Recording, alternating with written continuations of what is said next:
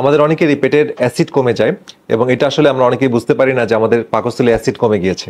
এবং অ্যাসিড কমে যাওয়ার পরেও কিন্তু অনেকের এই বুক জ্বালাপোড়া করে, খাবার উপরের দিকে উঠে আসে, অন্যান্য অনেক সমস্যা হয়।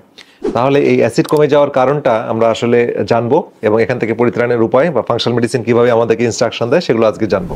অনেকেই ভাবে পেট জ্বালা মানে অ্যাসিড বেশি, কিন্তু সত্য হলো বেশিরভাগ ক্ষেত্রে অ্যাসিড বেশি নয়, বরং অ্যাসিড কমে গেলেই এই সমস্যাটা হয়। এটাই হলো লো স্টমাক অ্যাসিড বা হাইপোক্লোরহাইড্রিয়া। তো লো স্টমাক অ্যাসিড হলে কি হয়?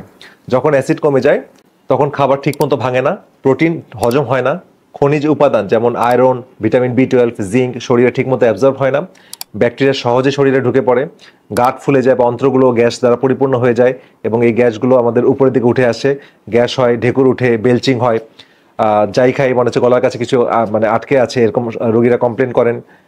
ফলে মানে এই ধরনের সমস্যা থাকলে যেটা হয়, খাবার পরপরই গ্যাস হয় এবং বুক জ্বালাপোড়া করে, কোষ্ঠকাঠিন্য হয়, পেট ভার ভার লাগে, মাথা ঘুরে, ক্লান্তি বোধ হয়, চুল পড়ে যায়, ব্রণের সমস্যা হয়, অ্যালার্জি জাতীয় সমস্যা হয়, শরীরের বিভিন্ন জায়গায় অ্যালার্জি হয় এবং ফাঙ্গাল সমস্যাগুলো শরীরে দেখা যায়।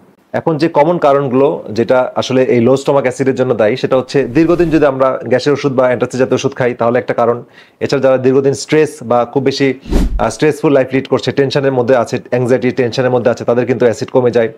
বা এইচ পাইলোরি ব্যাকটেরিয়া থাকলে সেখানেও অ্যাসিড কমে যায়। যারা যদি খাবারের মধ্যে প্রোটিন কম খাচ্ছেন, খালি কার্বোহাইড্রেট বেশি খাচ্ছেন, তাহলেও অ্যাসিড কমে যাবে। বয়স বেড়ে গেলে অ্যাসিড প্রডিউসিং সেলগুলো বার্ধক্যে পড়ে যায়, তখনও অ্যাসিড কমে যায়। এবং শরীরে জিঙ্ক এবং ভিটামিন বি12 এর ঘাটতি হলেও কিন্তু অ্যাসিড প্রোডাকশন কম হয়। এখন আসলে কথা হচ্ছে ফাংশনাল মেডিসিনে এই লো স্টমাক অ্যাসিড কিভাবে ঠিক করা হয়। ফাংশনাল মেডিসিনে আমরা অলওয়েজ রুট কজটাকে ফাইন্ড আউট করি। তো রুট কজটাকে বের করার পর আমরা আসলে স্টমাক অ্যাসিডকে বাড়ানোর জন্য কিছু সাপোর্ট দেই। যেমন রোগীকে অনেক সময় বলা হয় যে আপনার অ্যাপেল সিডার ভিনেগার খাবেন, লেবু পানি খাবেন, বা ডাইজেস্টিভ বিভিন্ন এনজাইম বা ডাইজেস্টিভ বিটার জাতীয় সাপ্লিমেন্ট দেওয়া হয়, বা তিতা জাতীয় জিনিসগুলোতে অ্যাসিড প্রোডাকশন বাড়ে। B10HCl নামক সাপ্লিমেন্ট খুব ভালো এখানে কাজ করে। তারপরে এইচ পাইলোরি থাকলে এইচ পাইলোরি ন্যাচারাল ওয়েতে কিভাবে ইরেডিকেশন করা যায় সেই সাপোর্টগুলো আমরা তাদেরকে দেই। এছাড়া যদি মিনারেলসের ঘাটতি থাকে যেমন জিঙ্ক, ভিটামিন বি12, ম্যাগনেসিয়াম, সেগুলো ঘাটতি পূর্ণ করা হয়। যারা স্ট্রেসফুল লাইফ লিড করছেন তাদের স্ট্রেস কমানোর জন্য বিভিন্ন টেকনিক তাদেরকে বলা হয়, মানে এইভাবে তাদেরকে সাপোর্ট দেওয়া হয়।